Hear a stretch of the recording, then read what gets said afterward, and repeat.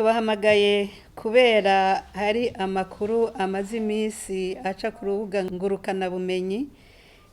Muri ayo makuru havugwa ku bitaro vyo mu Kirundo.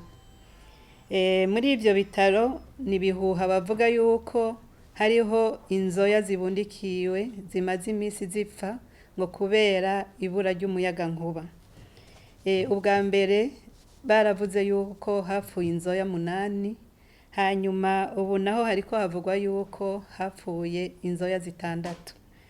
Ubushikiranganji bwo kubungabunga amagara y'abantu no kurwanya ikiza sida burabeshuje bwivuye inyuma ico kinyoma cambaye ubusa.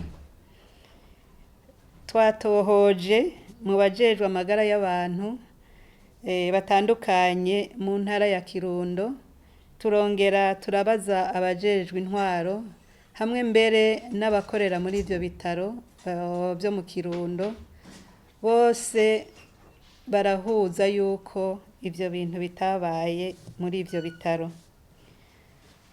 Abantu rero bakwiza ibintu bene ivyo vyo guteza urubwa ibitaro mbere n'igihugu, tubafata nk'inkozi z'ikibi.